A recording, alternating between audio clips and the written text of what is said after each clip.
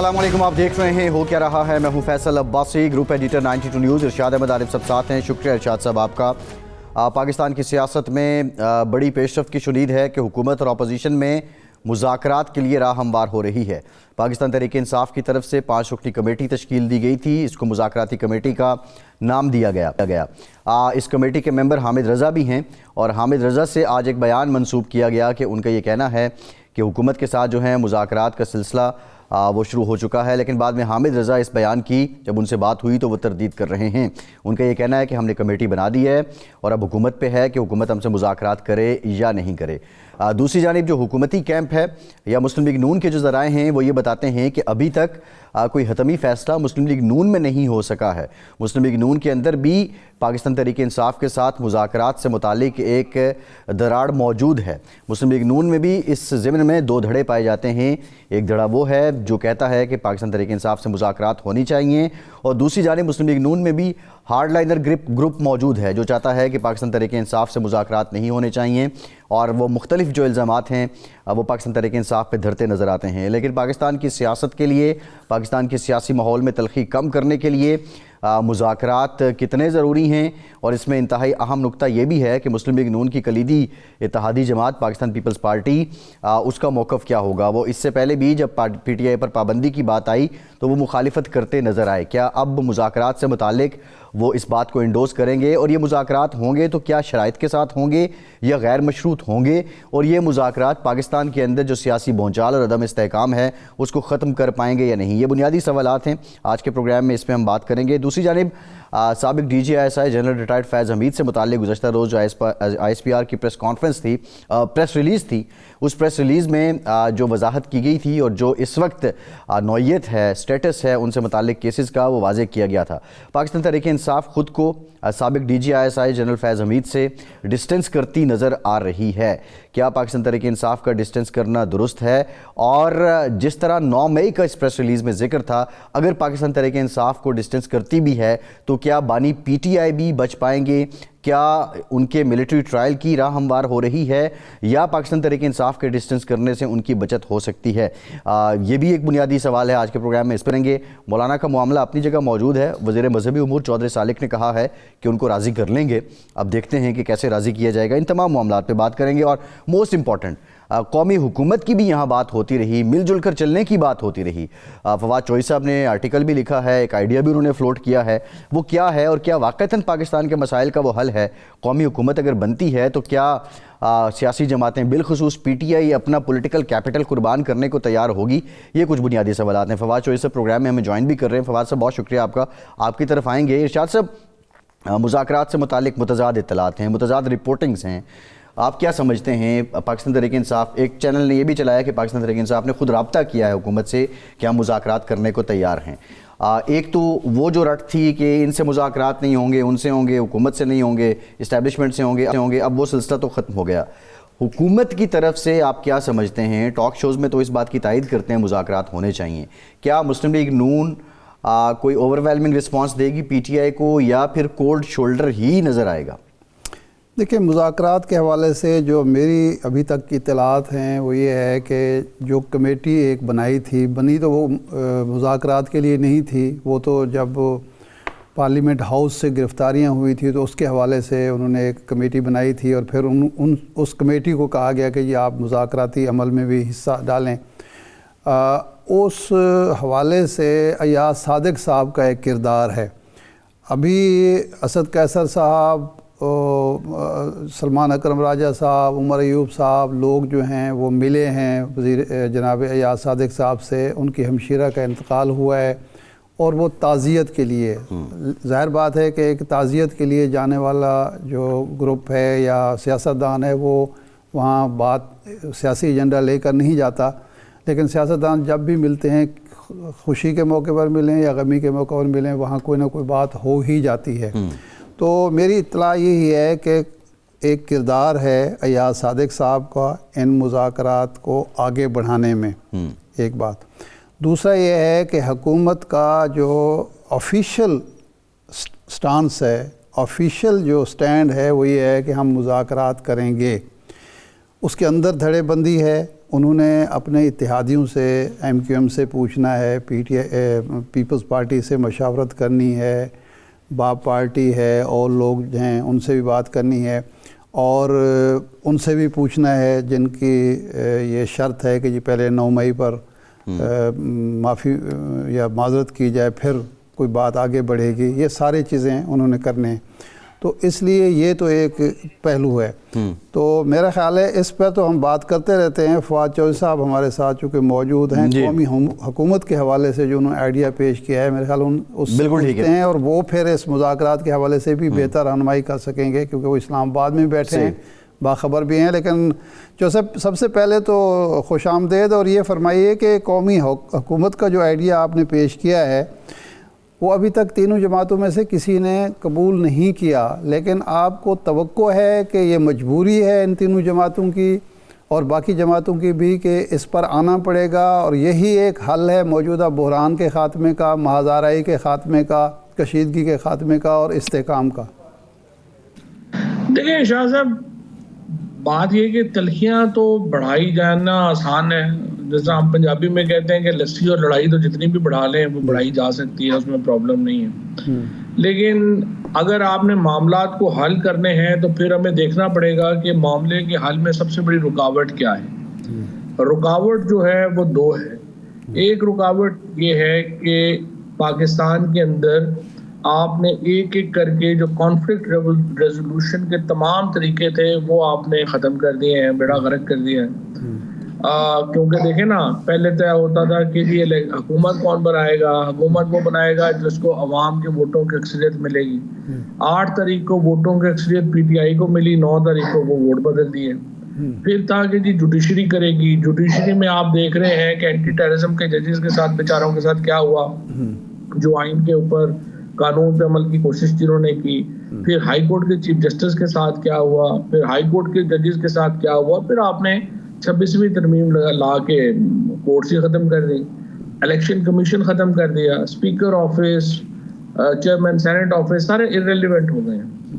تو اب سوال یہ ہے کہ اس میں اگر آپ مذاکرات نہیں کرتے ہیں تو کانفلکٹ ریزولوشن کا تو کوئی اور طریقہ نہیں بچا.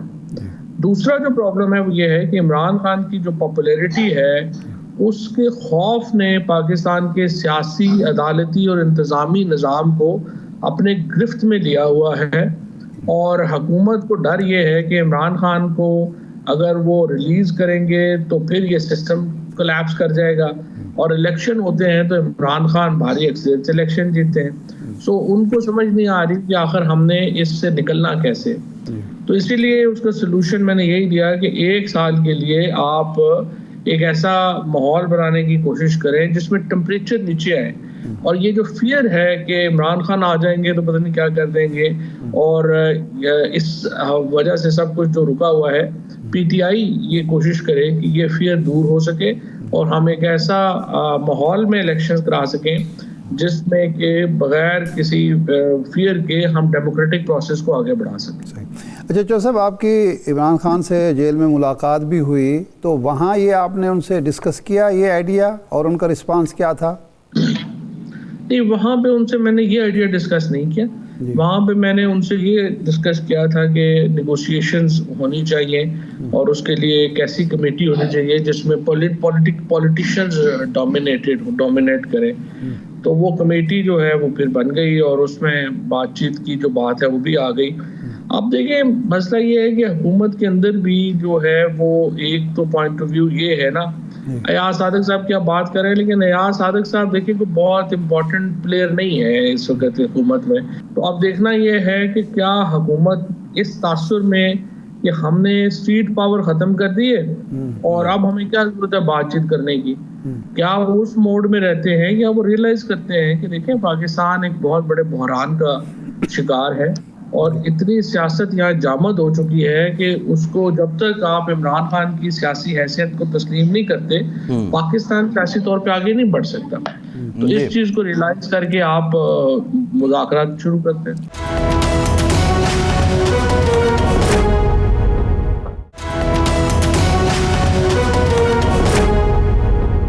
اچھا یہ بتائیں فواد صاحب, آپ نے کہا کہ پاپولر جماعت ہے پاکستان تحریک انصاف, تین متحارب سیاسی جماعتیں ان پر مشتمل اگر قومی حکومت 1 سال کے لیے ہی بنتی ہے تو پولیٹیکل کیپٹل سب سے زیادہ پھر پی ٹی آئی کا ہرٹ ہوگا. دیگر جماعتوں کے بھی آبویسلی جو ان کے موٹیوز ہیں وہ بھی ہرٹ ہوں گے. تو کیوں سیکریفائز کرے گی پاکستان تحریک انصاف؟ پاکستان تحریک انصاف کے خوف کیا ہیں؟ نہیں، تحریک انصاف کا پولیٹیکل کیپٹل کیوں ہرٹ ہوگا؟ تحریک انصاف کا پولیٹیکل کیپٹل تو انٹیکٹ ہے اور وہ تو بڑھتا جا رہا ہے، کیونکہ تحریک انصاف قومی حکومت میں وزارتیں نہ لے، باقی پارٹیز کو لینے دے، وہ تو ایشو نہیں ہے. ایشو یہ ہے کہ یہ جو خیبر پختونخوا میں آلریڈی وہ حکومت میں ہے، پنجاب میں نون لیگ حکومت میں ہے، سندھ میں پیپلز پارٹی حکومت میں ہے، تو یہ تینوں حکومتیں اپنے طور پہ کام کرتی رہیں اور وزیر اعظم صرف جو ہے وہ ہم مشترکہ بنائیں تاکہ الیکشن کمیشن آف پاکستان جو ہے اس کو ایک انڈیپینڈنٹ ECP لانا ہے. لیکن اس موجودہ جو سیٹ اپ ہے اس میں تو الیکشن لڑنے کا پی ٹی آئی کو کوئی فائدہ نہیں نا، نہ جوڈیشری آزاد ہے، نہ الیکشن کمیشن ہے. جب تک یہ ادارے اپنی جگہ پہ واپس نہیں آ جاتے تو پھر آپ مجھے بتائیں نا کہ اس کو کیسے آپ الیکشن لڑیں گے. سو پی ٹی آئی کا تو اگر الیکشن تک جانا بھی تو ہے نا، الیکشن تک جانے کے لیے پی ٹی آئی کو سٹیپس لینے کی ضرورت ہے، اس لیے قومی حکومت کا حصہ بننے میں کوئی پرابلم نہیں ہونی چاہیے. اچھا فواز صاحب، مسئلہ یہ ہے آپ نے یعنی آپ کی جب حکومت تھی پی ٹی آئی کے، آپ اس کا حصہ تھے، آپ نے چیف الیکشن کمشنر کا تقرر کیا اپوزیشن کے مشورے سے، بعد میں چیف الیکشن کمشنر صاحب اور الیکشن کمیشن سے شکایات پیدا ہوئیں. اس سے پہلے مسلم لیگ نون اور پیپلز پارٹی نے اتفاق رائے سے چیئرمین نیب کا انتخاب کیا، بعد میں ان دونوں کو شکایات پیدا ہوئیں. اب بھی کوئی ایسا فارمولہ ہوتا ہے، اس پر عمل ہو جاتا ہے، وہ حکومت بن جاتی ہے، تو یہ گارنٹی کون کرے گا اور کیسے ہوگی کہ وہ واقعتاً ایک غیر جانبدار قومی حکومت ہوگی؟ اگر صوبے میں پنجاب میں حکومت مسلم لیگ کی ہے تو مسلم لیگ پی ٹی آئی کو یہاں حق ہوگا اپنے سرگرمیاں جاری رکھنے کا. یہ چیزیں ایسی ہیں، ایک بدگمانی بھی ہے، مسٹرسٹ بھی ہے اور ماضی کے تلخ تجربات بھی ہیں. تو اس کے بارے میں بھی آپ نے سوچا کہ یہ سپریم کورٹ تو اب اس پوزیشن میں نہیں ہے کہ وہ گارنٹی کر سکے اور اس کی کوئی بات، کیونکہ اس کے تو فیصلوں کو کوئی نہیں مانتا. کون گارنٹر ہوگا؟ یہ تو کوالٹی آف پرسن کے اوپر ہے نا، جس کو آپ چنیں گے اگلا وزیر اعظم. اگر آپ نے وہ بھی جس طرح سے آپ نے پچھلا جو چیف الیکشن کمشنر ہے وہ آپ نے بنا دیا، نہ حکومت نے چنا نہ اپوزیشن نے چنا، وہ تو جنرل فیض صاحب نے چنا تھے، راجہ سکندر سلطان صاحب کو، تو وہ آپ نہ بناتے، آپ یہ سوچ کے بناتے کہ یہ آدمی جو بنائیں گے وہ کوالٹی والا آدمی ہوگا تو آپ کو یہ بھگتنا نہ پڑتا. سو یہ تو جو زرداری صاحب ہیں، نواز شریف ہے اور عمران خان ہے اور مولانا فضل الرحمان ہے، یہ 4-5 لوگ جو ہیں یہ تو اب پھر ان کی اپنی صلاحیتوں کے اوپر ہے نا. اگر یہ ایسے ہی اپنا بندہ کو چنتے ہیں جو ورتھ نہیں ہے تو پھر اس کو انہیں بھگتنا پڑے گا. اب یہ تو ہوتا ہے، ہر غلطی کی سزا ہوتی ہے اور ہر صحیح فیصلہ آپ کو ریوارڈ کرتا ہے. اچھا، یہ مذاکرات کی جو اب باتیں چل رہی ہیں، آپ سمجھتے ہیں کہ حکومت کو اور حکومت جو فیصلہ ساز ہیں ان کو یہ سمجھ آ گئی ہے کہ مذاکرات بغیر معاملہ آگے نہیں چل سکتا، یا وہی سوچ غالب ہے جس کا آپ ذکر کر رہے ہیں کہ ٹھیک ہے جی ہم نے اسٹیٹ پاور سے اسٹریٹ پاور کا خاتمہ کر دیا ہے تو اب معاملات ایسے بھی چلائے جا سکتے ہیں؟ میرا تو خیال ہے کہ ابھی کوئی ایسا مذاکرات کی یا پاکستان کو واپس نارملائز کرنے کی سوچ نہیں ہے. اچھا. اور ابھی یہی ہے کہ چونکہ اسٹیٹ پاور ہمارے پاس ہے اور ہم لوگوں کو جو ہے وہ بندوق سے اور لاٹھی سے ان کو ہانک سکتے ہیں تو ہم ویسے ہی چلیں گے. سو مجھے یہی لگتا ہے کہ ابھی کوئی ایسا کوئی مجھے تو سوچ نظر نہیں آئی، کوئی پریکٹیکل اظہار تو نہیں ہوا کہ کہیں بھی یہ سوچ بھی ہے کہ کہیں اس کو لے کے چلنا ہے. اور پی ٹی آئی کو فی الحال وہ سمجھتے ہیں کہ پریشر، اسٹریٹ پریشر ڈالنے کی پوزیشن میں نہیں ہے، اور قانون اور جو کوئی ٹریڈیشن ہے، قانون ہے، ڈیموکریسی ہے، موریلٹی ہے، وہ تو اس حکومت نے ثابت کیا ہے کہ ان کے نزدیک ان کے کوئی ایشوز نہیں ہیں. جی، تو میرے خیال میں تو مجھے تو مذاکرات کی امید جو ہے وہ ابھی تک تو کم لگ رہی ہے. اچھا، ابھی آپ جب ملاقات ہوئی تو یہ ظاہر 26 نومبر گزر چکا تھا، 24 سے 26 کے جو تھا معاملہ. اب جو ہم باتیں سن رہے ہیں کہ جی ہم سول نافرمانی کی جو ہے اپیل کریں گے اور لوگ تیار ہو جائیں گے، آپ سمجھتے ہیں کہ مہازارائی میں مسلسل مبتلا رکھنا پارٹی کو، ملک کو اور اپنے کارکنوں کو، یہ پی ٹی آئی کی درست حکمت عملی ہے؟ آپ نے اس معاملے میں کچھ مشورہ دیا خان صاحب کو؟ آپشن کیا اور ارشاد صاحب؟ جی، مسئلہ یہ ہے نا کہ آپ نے کانفلکٹ ریزولوشن کی کوئی چیز جگہ چھوڑی ہو نا، کوئی عدالتیں ہوں جہاں پہ آپ جا سکیں، کہیں کوئی الیکشن کمیشن ہو جس میں آپ اپنی شکایت کر سکیں، کہیں پہ کوئی اسمبلی ہو جہاں پہ آپ اپنی آواز بلند کر سکیں۔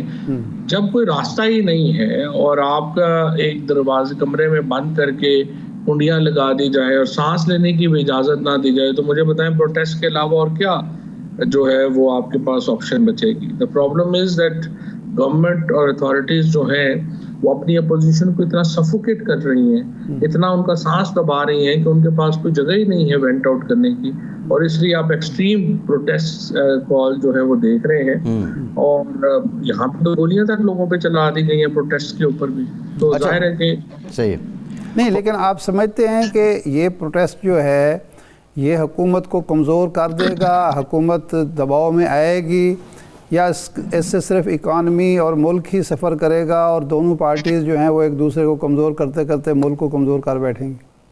کر تو دیا ہے جی، آج ملک کی کیا حیثیت رہے گی انٹرنیشنل عالمی طاقت، جو ایٹمی طاقت ہے، دنیا کا 5واں بڑا ملک ہے، دنیا کا دوسرا بڑا اسلامی ملک ہے۔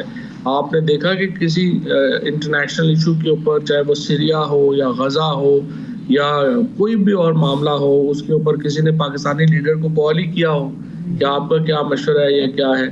کوئی آپ کی انٹرنیشنل حیثیت نہیں رہ گئی ہے، اور آپ ایک لافنگ سٹاک ہیں اس وقت دنیا میں۔ جب ٹرمپ بنتے ہیں تو پہلے دن وہ پہلا فون جو ہے وہ اسرائیلی پرائم منسٹر کو کرتا ہے، دوسرا انڈین پرائم منسٹر کو کر رہا ہے۔ آپ نے شہباز شریف صاحب نے فون کر کے مبارک دی پرائم منسٹر ان کے برطانیہ کے پرائم منسٹر کو، انہوں نے آگے سے جواب دینا ہی مناسب نہیں سمجھا۔ یورپی یونین کسی اور ملک سے آپ نے کبھی سنا ہی نہیں ہوگا کہ شہباز شریف صاحب کی کوئی کال آئی ہو یا ان کو کسی نے انوائٹ کیا ہو۔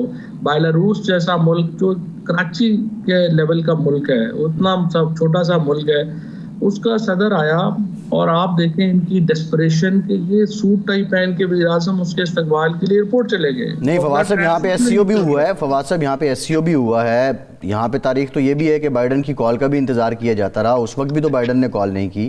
یہ جو سارے حالات ہیں، ان حالات میں آپ جو ملک کی کمزور ہونے کی بات کر رہے ہیں، پی ٹی آئی کی جو دستیاب قیادت ہے مذاکرات کے معاملے پہ میرا آپ سے سوال ہے۔ دستیاب قیادت پہلے کہتی تھی کہ ہم بات ان سے کریں گے جن کے پاس طاقت ہے، حکومت سے بات نہیں کرنی۔ اب 26 نومبر کے بعد حکومت سے بھی بات کرنے کو آپ تیار ہیں۔ یہ مذاکرات سے متعلق ایک واضح حکمت عملی نہ بنانا، آپ نہیں سمجھتے کہ یہ پی ٹی آئی کی موجودہ قیادت کا یہ کمزوری ہے، یہ ان کی کوتاہی ہے؟ اچھا، پہلی بات تو یہ ہے کہ بائیڈن کی کال تو نہیں آئی، اور اس کی وجہ ان کا پرسنل باعث تھا، کیونکہ 18 مہینے بعد جب آپ دیکھیے کہ آخری وزیر خارجہ امریکہ کا آج سے 6 سال پہلے پاکستان آیا ہے، اس کے بعد تو وزیر خارجہ تک نہیں آیا۔ 2018 میں پومپیو تھے جو پاکستان آئے، اور جب عمران خان کی حکومت بنی اور اس کے 17 مہینے بعد پہلا کانٹیکٹ امریکہ کا پاکستان سے ہوا تھا، اور بائیڈن نے اس لیے پاکستان کے ساتھ جب وہ آئے ہیں حکومت میں، اور ان کو بالکل ہماری بات بالکل صحیح تھی، ہم نے بہت فیسیلیٹیٹ کیا تھا امریکن جو ڈپارچر تھا افغانستان سے، اور بائیڈن نے صرف ٹرمپ کی نفرت میں آ کے جو ہے وہ پاکستان سے اپنے تعلقات جو ہیں وہ خراب کیے، اور اس کو وہ بھگت بھی رہے ابھی۔ جہاں تک مذاکرات کی بات ہے، دیکھیے پی ٹی آئی کے پاس کوئی بڑے آپشنز نہیں ہیں، مذاکرات کرنا پی ٹی آئی کا کام نہیں ہے، یہ تو جن کے پاس طاقت ہے انہوں نے کرنے۔ جب وہ نہیں تیار مذاکرات کرنے کو، بات چیت کرنے کو، تو پی ٹی آئی کیا کر سکتی ہے؟ تو میرے خیال میں مذاکرات کے لیے ہر وقت تیار ہونا چاہیے، بات ہونی چاہیے۔ ہم تو پولیٹیشینز ہیں نا، ہمیں تو سپیس ملے گی تو پولیٹکس کر سکیں گے۔ اگر فواد صاحب یہ فرمائیں کہ چونکہ ایک سیاستدان کے علاوہ آپ کا ایک انٹلیکچوئل کے طور پر بھی آپ کی ظاہر ہے، یہ فرمائیں کہ یہ جو ٹرمپ رجیم آ رہی ہے، اس سے پاکستان کے تعلقات پر عمومی کیا اثرات ہوں گے، اور خصوصی طور پر جو ہمارے دوست بعض توقعات لگا کے بیٹھے ہیں یا بعض خوفزدہ بھی ہیں اس بات سے کہ پی ٹی آئی اور عمران خان صاحب کو بھی اس کا فائدہ ہوگا، تو آپ سمجھتے ہیں کہ ایسا ہے یا بس یہ ہوا میں باتیں ہو رہی ہیں؟ نہیں دیکھیں نا، فائدہ تو ہے، اس کا ہوگا. اس کی وجہ یہ ہے کہ بہرحال جو ٹیم تھی پریزیڈنٹ بائیڈن کی، جو ساؤتھ ایشیا کی، وہ بہت افغانستان کے جو طالبان حکومت ہے اس کے خلاف تھی، اور وہ عمران خان کو ان کا فیسیلیٹیٹر سمجھتے تھے، اس لیے ان کا عمران خان سے تعلقات بھی انہوں نے بڑے خراب کر لیے.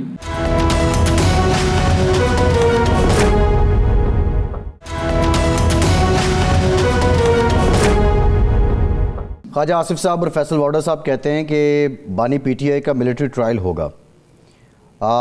فیض حمید صاحب کا جو اب معاملہ سامنے آیا ہے، پی ٹی آئی خود کو اس سے ڈسٹینس کر رہی ہے. آپ سمجھتے ہیں کہ جو سیاسی سرگرمیاں تھیں ریٹائرمنٹ کے بعد، فیض حمید پی ٹی آئی کے ساتھ کسی لیزون میں تھے، وہ پوری مشاورت کر رہے تھے.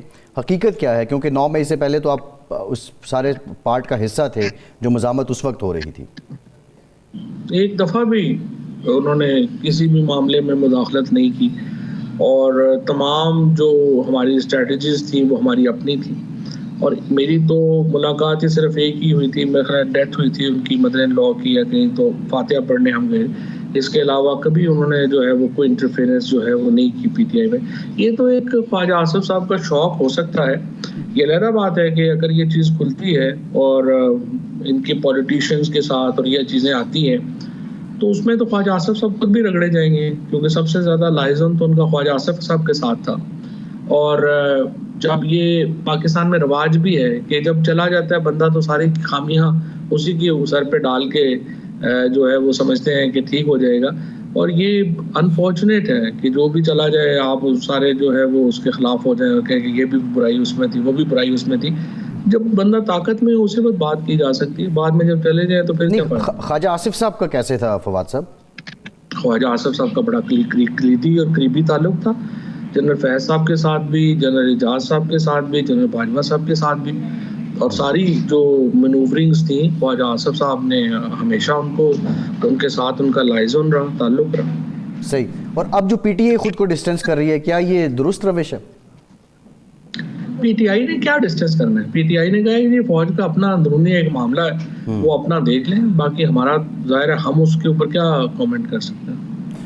یہ آپ کے پرانے کیبنٹ میں ساتھی تھے، اب تو خیر وہ اور ہی ہواؤں میں ہے. واوڈا صاحب بار بار ڈراتے ہیں کہ بانی پی ٹی آئی کی جان کو خطرہ ہے، اور ان کے اپنے دوستوں سے، حواریوں سے، اور بشرا بی بی کا بھی نام لیتے ہیں. تو آپ سمجھتے ہیں کہ کوئی ایسی صورتحال ہے، اور واقعی پارٹی کچھ لوگ چاہتے ہیں کہ ان کی جو اپنا جناب عمران خان صاحب ہیں ان کو اگر کوئی خطرہ ہوتا ہے تو ہماری سیاست کو فائدہ ہوگا؟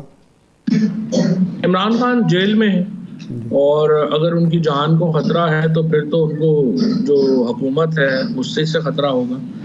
اور چونکہ بشرا بی بی تو جیل نہیں کنٹرول کرتی، پوش ہو، تو ان کے میرا خیال ہے کہ بشرا بی بی کے آنے سے کافی ایک جو ورکر ہے وہ پی ٹی آئی کا جڑا ہے، اور ان کی ذات کو اسی لیے متنازع بنانے کی کوشش ہوتی ہے. بشرا بی بی جو ہے میرا خیال ہے اپنے خاوند کی رہائی کے لیے کسی تنقید کی پرواہ کیے بغیر انہیں آگے بڑھنا چاہیے، اور پورا پاکستان جو ہے وہ ان کو سپورٹ کرتا ہے اس اینڈیور میں، اس کوشش میں. صحیح ہے.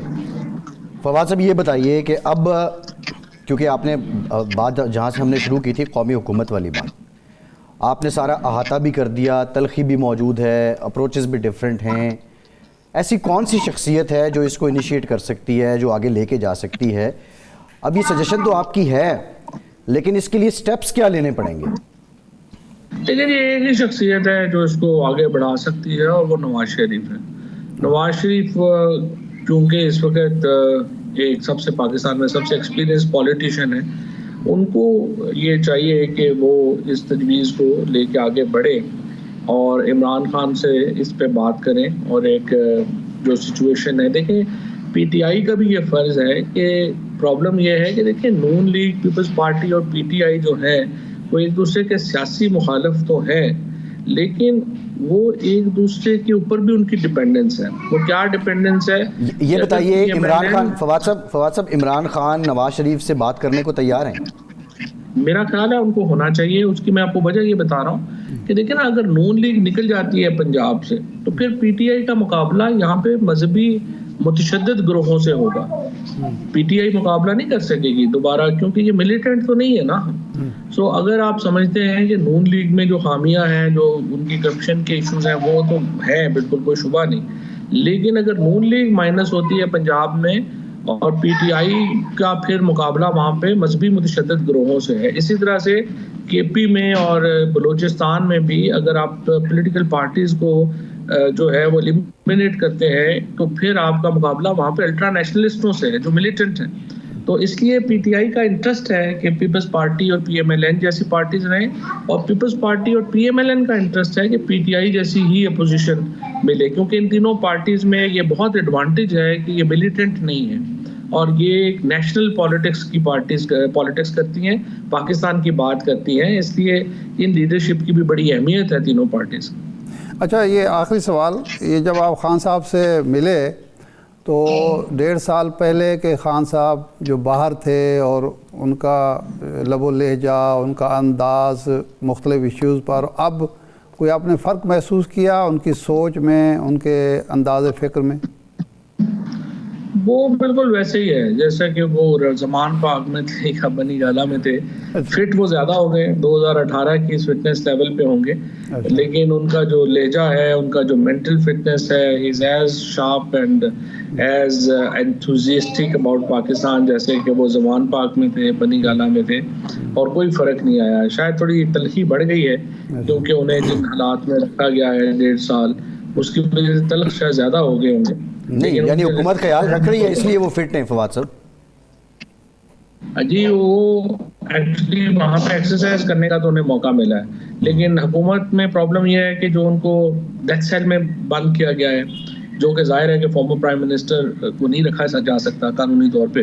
پھر انہوں نے مجھے بتایا کہ 5 دن پھر ان کی لائٹ بند کر دی گئی, اندھیرے میں جو ہے وہ رکھا گیا تاکہ وہ پڑھ بھی نہ سکیں, اور ٹی وی بھی ان سے لے لیا گیا. اخبار شاید آج یا کل میں دوبارہ ان کو ایک اخبار اب ملنا شروع ہو گیا, لیکن اوور آل حکومتی رویہ بہت مایوس کن. ٹھیک, بہت شکریہ فواد صاحب, آپ کے مرصد موجود تھے. ہم بات کریں گے گزشتہ روز کی جو پریس ریلیز تھی آئی ایس پی آر کی, اور اس کے بعد یہ بتایا گیا کہ سابق D G S I general retired Faiz Hameed جو ہیں ان سے متعلق جو کیسز ہیں اس میں کیا پیش رفت ہے. بہت سے سوالات ہیں. عمومی طور پہ جو سول کورٹس ہیں ان میں جو کیسز چلتے ہیں وہ ہم معمول کے مطابق رپورٹ کر رہے ہوتے ہیں, عوام بھی دیکھ رہے ہوتے ہیں, اس کی سمجھ ہوتی ہے کہ اب آگے کیا ہونا ہے. لیکن یہ معاملہ ملٹری کورٹ میں ہے. ملٹری کورٹ میں کیسز اتنے زیادہ نہیں ہوتے اور ایکسکلوزیو یہ ایک ڈومین ہے. ہمیں پروگرام میں جوائن کر رہے ہیں کرنل ریٹائرڈ انعام الرحیم صاحب. آپ لیگل ایکسپرٹ ہیں, قانون دان ہیں.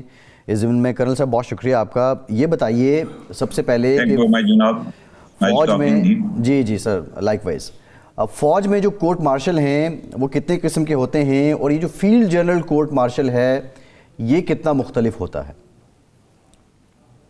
اصل میں آرمی میں 3 قسم کے کورٹ مارشل ہوتے ہیں. ایک ہوتا ہے سمری کورٹ مارشل, یہ جو یونٹ کے کمانڈنگ آفیسر ہیں وہ اس کے پریزیڈنٹ ہوتے ہیں. یہ حوالدار تک کے رینک کے جو لوگ ہیں اگر وہ کوئی جرم کریں تو وہ ادھر ہی سمری آف ایویڈنس ریکارڈ کر کے اس کا ٹرائل کر لیتے ہیں, اور ان کے پاس 1 سال کی سزا اور ڈسمسل فرام سروس کا اختیار ہوتا ہے. اس کے خلاف بھی آرمی کورٹ آف اپیل میں اپیل دائر کی جا سکتی. اس کے بعد جو دوسرا کورٹ مارشل ہے وہ ڈسٹرکٹ کورٹ مارشل ہے, اس میں 2 سال تک کی سزا ہو سکتی ہے. اور تیسرا ہے فیلڈ جنرل کورٹ مارشل. یہ فیلڈ جنرل کورٹ مارشل ہے, یہ بالکل اس کے اختیارات ہمارے ڈسٹرکٹ اینڈ سیشن جج کے اختیارات ان کے پاس ہوتے ہیں. They can award death sentence, اور پورا ٹرائل اسی طرح ہوتا ہے جیسے ہماری سول کورٹوں میں ٹرائل ہوتا ہے. ڈفرنس صرف یہ ہے کہ جیسے ہمارے یہاں سیشن جج کے پاس ایٹ اے ٹائم 20 مقدمے چل رہے ہوتے ہیں, یہاں ایسا نہیں ہوتا. یہاں کسی ایک جرم کے اوپر کسی ایک فرد کے لیے یہ کورٹ بنائی جاتی ہے. جو کمانڈنگ فارمیشن کمانڈر ہوتے ہیں ان کے پاس ایویڈنس انہیں بھیجی جاتی ہے کہ یہ ایویڈنس ہے, یہ ہمارے پاس انکوائری رپورٹ آئی ہے. اس انکوائری کے اوپر وہ آرڈر کرتے ہیں کہ اس کی سمری آف ایویڈنس ریکارڈ کی جائے. سمری آف ایویڈنس کیا ہوتا ہے کہ یہ اوتھ پر حلف کے اوپر ہر وٹنس آ کے بیان دیتا ہے اور ملزم کی موجودگی میں بیان دیتا ہے, اور ملزم کو حق ہوتا ہے وہ کراس ایگزامن کرے. اس طرح ایک رپورٹ تیار ہو جاتی ہے, خلاصہ بن جاتا ہے کہ یہ ان کے خلاف ایویڈنس ہے. اس ایویڈنس کو دیکھ کر جو افسر ہے جس نے وہ سمری آف ایویڈنس ریکارڈ کی ہوتی ہے وہ چارج شیٹ ڈرا کرتا ہے کہ جناب یہ جرائم ہیں جو آرمی ایکٹ کے تحت اس کے خلاف بنتے ہیں. اب وہ چارج شیٹ پہ بھی سائن کمانڈر فارمیشن کمانڈر کرتے ہیں اور کر دیتے ہیں کہ اس کا FGCM ہونا چاہیے. اس کے بعد وہی فارمیشن کمانڈر کورٹ تشکیل دیتے ہیں. کورٹ میں عموماً ایک پریزیڈنٹ 2 ممبرز ہوتے ہیں اور تیسرا جو چوتھا آدمی ہے وہ جج ایڈوکیٹ جنرل کا ایڈوائزر ہوتا ہے کورٹ کا, جس نے دیکھنا ہے کہ یہ ٹرائل قانون کے تقاضوں کو پورا کر رہا ہے اور قانون کے تقاضوں کے مطابق چل رہا ہے. اس طرح یہ کورٹ بن جاتی ہے اور اس میں اسی ایک ملزم کو یا ایک سے زیادہ اگر ملزم ہے تو ان سب کے نام لکھے ہوتے ہیں اور ان کی ساتھ چارج شیٹ لگی ہوتی ہے.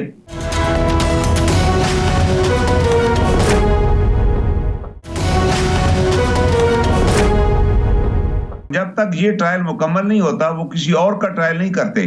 کسی ملزم کا, اگر ابھی ایک ملزم ہے, ان کے ساتھ اگر 4-5 اور لوگ ہوتے تو ان کی بھی یہی کورٹ ہوتی, ایک ہی دفعہ ٹرائل ہوتا. لیکن کیونکہ ابھی جو چارج شیٹ ہم نے دیکھی ہے SPR نے جو ریلیز کیا ہے اس میں فیض حمید صاحب پر ہی چارجز ہیں سارے, ایک ہی ان کی کورٹ ہوگی اور وہ کورٹ جب تک ٹرائل کمپلیٹ نہیں کرے گی وہ کورٹ فنکشن کرتی رہے گی. اور اسی طرح وہاں ان کو پہلے دن جب ان کی پریزنس ہوئی تو ان کو ٹائم دیا گیا کہ آپ اپنے کونسل کا ارینج کریں کہ اٹ از رائٹ. یہ آرٹیکل 10 اور 10A بھی آئین کا آ چکا ہے جس میں council of his own choice اور دوسرا right of fear trial and due process of law, جو پروسیس ہے وہ فالو ہوگا. اور اس کے بعد وہ جو بھی فائنڈنگ ہوگی وہ نارملی FGCM اناؤنس نہیں کرتا اپنی فائنڈنگز, وہ فائنڈنگ دوبارہ فارمیشن کمانڈر کو بھیجتے ہیں جس کو کنویننگ اتھارٹی کہتے ہیں. وہ ایویڈنس کو دیکھ کے کنفرم کر دیتے ہیں. جب کنفرم ہوتا ہے تو پھر پروملگیشن ہو جاتی ہے, اعلان کر دیا جاتا ہے کہ یہ سزا سنا دی گئی ہے یا بری کر دیے گئے ہیں, جو بھی صورتحال ہو. اس کے بعد پھر اگر افسر کا کیس ہے جیسے فیض صاحب کا کیس ہے, اس کی کنفرمیشن یا فائنل اپروول پھر آرمی چیف دیتے ہیں اور اس کے بعد he had a right to file an appeal within 40 days before Army Court of Appeal. اگر یہ اس میں جیسے ان کے پریزیڈنٹ پتہ چلا ہے کہ میجر جنرل صاحب ہیں تو جو آرمی کورٹ آف اپیل ہے اس کے ہیڈ کوئی لیفٹنٹ جنرل ہوں گے اور اسی طرح وہ پروسیس پھر چلے گا. اچھا خان صاحب یہ فرمائیں کہ یہ اس میں کوئی ایسی پابندی یا کوئی روایت نہیں ہے کہ جو جس رینک کا افسر ہوگا عدالت کا سربراہ اس سے بڑے رینک کا ہو اور برابر کے رینک کا بھی ہو سکتا ہے, کم تر رینک کا بھی ہو سکتا ہے؟ اصل میں وہاں جو لکھا ہوا ہے وہ یہ ہے, قانون میں یہ دیا گیا ہے ایک راستہ, اس میں لکھا ہوا کہ preferably he should be senior to the accused. preferably اگر اویلیبل ہو. ظاہر ہے اگر یہ لیفٹنٹ جنرل ہے تو اگر آرمی ابھی ایک لیفٹنٹ جنرل کو ڈیٹیل کرتی ہے پریزیڈنٹ تو پھر ان کی کورٹ آف اپیل کون سنے گا؟ ظاہر ہے کورٹ آف اپیل کا president should be senior from the FGCM president. تو نارملی یہی ہوتا ہے. اٹ از ناٹ مینڈیٹری نہیں ہے کہ سینئر بھی ہو. اب تک جتنے کورٹ مارشل ہوئے ہیں نا پاکستان میں جنرل آفسرز کے بھی, یہ پہلا کورٹ مارشل نہیں ہے, ان سب میں میجر جنرل ہی ہیڈنگ تھے. جیسے جنرل عباسی کا کورٹ مارشل ہوا تو اس کے ہیڈ بھی میجر جنرل تھے. اس کے بعد جنرل جاوید اقبال کا, لیفٹنٹ جنرل جاوید اقبال کا کورٹ مارشل ہوا, اس کے ہیڈ بھی میجر جنرل تھے. بریگیڈیئر رضوان کا کورٹ مارشل ہوا, اس کے ہیڈ بھی میجر جنرل ہی تھے. اچھا یہ فرمائیں کہ پریفریبلی ہے, اس میں مینڈیٹری نہیں ہوتا کیونکہ مل نہیں سکتا نا. جی آپ کے پاس اویلیبل نہیں ہوں گے افسر اور ایک میجر جنرل اویلیبل اور وہ اس کو ہیڈ بنا دیا جاتا ہے اور 2 ممبرز ہوتے ہیں. جی بالکل. اچھا یہ فرمائیے کہ آپ نے فرمایا کہ جو گواہان ہوں گے انہوں نے آن اوتھ وہ الزامات لگائے ہوں گے, ان کی تصدیق کی ہوگی, لیکن کیا جو ملزم ہے وہ بھی اپنے گواہان پیش کر سکتا ہے؟ اور وہ بالکل اس کو رائٹ دیا جاتا ہے. اچھا جب یہ ان کے خلاف ٹرائل مکمل ہو جائے گا, سمری آف ایویڈنس میں بھی بتایا جاتا ہے کہ اگر آپ اپنا کو گواہ لانا چاہیں تو آپ لا سکتے ہیں, کوئی بیان دینا چاہتے ہیں اپنے حق میں تو بیان دے سکتے ہیں.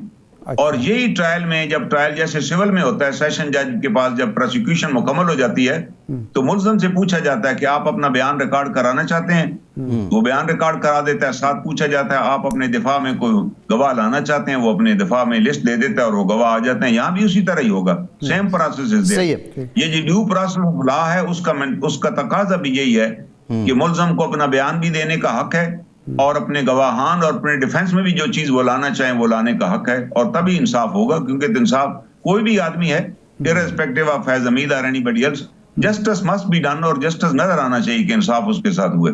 اور میرا خیال ہے دی army will ensure this thing کہ ان کے ساتھ انصاف ہونا چاہیے, کیونکہ بعد میں یہ ایسا کیس ہے کورٹ آف اپیل میں بھی جائے گا اور ہو سکتا ہے they may go to the high court also. تو اس لیے پورا پروسیس فالو کیا جائے گا اور جو کتاب میں دیا اسی کے تحت ہی ٹرائل ہوگا جی. اچھا یہ بتائیں کرنل صاحب کہ اب جو چارج شیٹ ہے اس کے مطابق جو جنرل فیض ہیں انہوں نے جو اپنا کوڈ آف کنڈکٹ ہے اس کی خلاف ورزی کی، وہ سیاسی سرگرمیوں میں ملوث پائے گئے، آفیشیل سیکرٹ ایکٹ کی خلاف ورزی کی، یہ تو چارج ہے ان پہ، لیکن اگر اس میں کوئی شریک ملزم ہے کیا وہ بھی اسی ٹرائل کے دوران اس کو پیش کیا جائے گا، یا یہ جب ڈٹرمن ہو جائے گا اور اس کے بعد پتہ چلتا ہے کہ ان کے ساتھ اور کون کون شریک تھا اور وہ سویلین ہے تو اس کے ٹرائل کا طریقہ کار کیا ہوگا؟ اصل میں طریقہ ہوتا یہی ہے کہ جب یہ ٹرائل شروع ہوگا ایویڈنس آئے گی اور بعض اوقات ایک گواہ نے ایک بیان دیا ہوا ہے لیکن جب کراس ایگزامن آپ کرتے ہیں تو بے شمار اور چیزیں آ جاتی ہیں جو پہلے ریکارڈ پر نہیں ہوتی، اور اس کے اندر اگر کچھ اور لوگوں کے نام آ جاتے ہیں تو یہ کورٹ کچھ نہیں کرے گی، یہ کورٹ اسی کا ٹرائل مکمل کرے گی. اچھا، لیکن وہ جو ریکارڈڈ ایویڈنس ہوگی اس کے اوپر وہ ریکارڈنگ ایویڈنس جب کمپیٹنٹ اتھارٹی کو پیش کی جائے گی اس کے اوپر وہ آرڈر کر سکتے ہیں کہ فلاں آدمی جس کا اس کیس میں ذکر آ چکا ہے اس کا بھی ٹرائل ہونا چاہیے whether he is a civilian or not، because یہ جنرل ایوب خان نے ایک آرمی ایکٹ میں ترمیم کی تھی کہ آرمی کے پاس 2(1)D کے تحت سیولین کا بھی ٹرائل کرنے کا اختیار ہے، تو وہ آ جائے گا اس کے اندر. اور خود اپنے خان صاحب کے مبارک زمانے میں 29 سیولین کا ٹرائل ہوا، خفیہ ٹرائل کیا گیا اور اس میں سے 3 آدمیوں کو سزائے موت دی گئی، باقیوں کو عمر قید. وہ ہم نے چیلنج کر دیا ہوا، ہائی کورٹ میں بھی وہ چیلنج ہے اور ابھی سپریم کورٹ میں بھی وہ پینڈنگ ہے کیس اس وقت. خان صاحب وزیر اعظم تھے اور ان کے ساتھ اس میں ہم نے فیض حمید اور جنرل قمر باجوہ کو بھی پارٹی بنایا ہوا، کیونکہ ان میں سے کافی سارے لوگ تھے جن کو فیض حمید نے باقاعدہ اغوا کر کے ان کے ٹرائل کروائے. اچھا، سیکرٹ ٹرائل کیے گئے. ان میں سے جو ڈیتھ جن کو دی گئی ہے ان کو تو وکیل بھی نہیں دیا گیا تھا. اچھا، یہ خود کرتے رہے ہیں. ایسا ہمارے سیاستدانوں کا ایک المیہ ہے، یہ جب اقتدار میں ہو تو پھر یہ کہتے ہیں ہم ایک صفحے کے اوپر، ہم ایک پیج کے اوپر ہیں جی. جو بھی فیض حمید کرتا رہا ہے اس کو تھپکی حاصل تھی. خان صاحب تو فرما چکے ہیں کہ ہم نے تو ان کو آرمی چیف بنانا تھا، اگر خدا نہ خواستہ وہ آرمی چیف بن جاتے تو آج ملک کا پھر کیا نقشہ ہوتا. یہ تو اللہ تعالیٰ نے مہربانی کی، ہم اتنے بڑے حادثے سے بچ گئے. اچھا یہ بتائیں کرنل صاحب یہ بتائیے، انہوں نے سب کچھ کیا. کرنل صاحب یہ بتائیے یہ نہیں، اچھا یہ فرمائیں کہ یہ جو ٹرائل ہو رہا ہے یہ تو ظاہر بات ہے ان کی ریٹائرمنٹ کے بعد کے معاملات پر ہو رہا ہے، تو اس میں جو وکلاء ہوں گے ان کے یا دوسری سائڈ سے یہ بھی تقاضا کیا جا سکتا ہے کہ 18 میں 17 میں اس سے پہلے جو انوالومنٹ ہے وہ بھی ہوگی. جی کرنل صاحب. اصل میں بات دراصل یہ ہے یہ سارے اوفینسز ان کے ریٹائرمنٹ کے بعد کے نہیں ہیں. اچھا، اس میں دیکھیں نا جو ان کے پاس سیکرٹ ڈیٹا تھا وہ ڈیورنگ سروس انہوں نے حاصل کیا اور وہ اپنے پاس نہیں رکھ سکتے تھے. وہ جرم ہے، وہ ٹائم بار ہی نہیں ہوتا. دوسرا انہوں نے مس یوز آف اتھارٹی کی اور وہ جو ٹاپ سٹی کے جو اونر تھے ان کے گھر پہ جو ریڈ کیا اور وہاں سے بڑی مقدار میں سونا اور کرنسی لے کر چلے گئے بندے. ان کی ڈائریکشن پہ وہ آپریشن ہوا. وہ سیکشن 40 ہے، وہ بھی ٹائم بار نہیں ہوتا. اگر سروس کے دوران کوئی ایسا جرم آپ کریں گے تو جب بھی اس کی ایویڈنس آ جائے گی، کمپلینٹ آ جائے گی تو آپ کا فوج کے پاس اختیار ہے، آپ کا ٹرائل FGCM کے تحت ہی ہوگا. ایک تو وہ جرم اس وقت انہوں نے کیا، اور اس کے بعد یہ آرمی ایکٹ کی امینڈمنٹ تھی جس کے اندر یہ تھا کہ آرمی کا کوئی بھی افسر ہے، یہ تو آرمی ایکٹ میں آلریڈی موجود ہے کہ 2 سال تک پالیٹکس میں حصہ نہیں لے سکتا ریٹائرمنٹ کے بعد. لیکن وہ لوگ جو سینسٹیو اپائنٹمنٹ پہ تھے ان کے بارے میں یہ تھا کہ 5 سال تک وہ کسی سیاست میں حصہ نہیں لے سکتے. اور یہ قانون بھی اپنے عارف علوی صاحب نے منظور کیا تھا جب یہ امینڈمنٹ ہو گئی. تو اس کے تحت یہ 5 سال سے پہلے ہی ان کے بارے میں جو ISPR نے لکھا ہے کہ he was maintaining link with the political parties, ان کو میسیجز دے رہے تھے اور ساری تھنگ وہ they have record all the things اور وہ ریکارڈ پر ہیں. تو یہ وہ offense ہے جو ریٹائرمنٹ کے بعد انہوں نے کیا. باقی سارے offenses ڈیورنگ سروس انہوں نے کیے. اس کے پہلے کے کرنل صاحب یہ بتائیے، یہ فرمائیے کہ یہ جو اور اس میں ہوتا یہ ہے کہ ویسے عام حالات میں 6 مہینے کے بعد آپ سبجیکٹ ٹو آرمی ایکٹ نہیں رہتے، یو آر ٹریٹڈ ایز سیولینز. لیکن اگر آپ نے جرائم کیے ہوئے ہیں سروس کے دوران اس کی رپورٹ ہو گئی، جیسے ٹاپ سٹی والا میٹر سپریم کورٹ میں آ گیا اور قاضی فیضی صاحب نے ڈیفنس منسٹری کو لکھا کہ اس کمپلینٹ کے اوپر کارروائی کریں، تو انہوں نے پھر کارروائی کی اور ظاہر ہے وہ آرمی ایکٹ کے تحت ہی ہونی تھی. دوسرا 5 سال کے دوران انہوں نے پالیٹکس میں حصہ نہیں لینا تھا، وہ بھی حصہ لے رہے تھے باقاعدگی ایکسس उसकी भी एक्सेसिव एविडेंस मौजूद है। ठीक है तो ये वो चार्जेस थे जी जिसके ऊपर army had a right to conduct his trial. जी, सही है। फिर राइटली इसको पूरी समरी एविडेंस रिकॉर्ड हुई, वो कॉपी उसको दी गई, चार्जशीट दी गई और ट्रायल शुरू हो गया। अच्छा कल साहब ये फरमाएं कि आखिरी सवाल ये फरमाएं कि अब जो 9 मई के वाक़यात का भी उसमें प्रेस रिलीज़ में ज़िक्र है कि उस पर भी तफ्तीश हो रही है, इसको शामिल तफ्तीश किया गया है, तो अब ये जो मामला है ये इमरान खान की तरफ जाएगा और उनका भी मिलिट्री ट्रायल होगा? It is too early to comment because अभी तक वो एविडेंस तो उनके पास है, वो कलेक्ट भी कर रहे हैं, क्योंकि वो लोग जिनके साथ ये राब्ते में थे और उनमें से कुछ लोग मुलव्वस थे 9 मई के अंदर जिनके खिलाफ FIR भी थी, ये उनसे भी राब्ते में थे। तो ज़ाहिर है अगर ये सारी एविडेंस आ जाती है तो उसकी अलग इंक्वायरी वो चल रही है सेपरेटली। उसके अंदर जो भी सिविलियन है जिसने इनको अबेट किया है या इन्होंने उसको प्रॉम्प्ट किया है या इंस्टिगेट किया है या उसको कोई लाइन ऑफ एक्शन दिया है, तो उसके ऊपर जब वो एविडेंस कलेक्ट होगी तो उस वक्त देखा जाएगा who all are going to come in the net. जी ठीक, कर्नल साहब बहुत शुक्रिया। कर्नल रिटायर्ड इनामुर रहीम साथ मौजूद थे। प्रोग्राम का टाइम खत्म हो गया। बहुत आपका आज के प्रोग्राम से इतना ही, इजाजत दीजिए।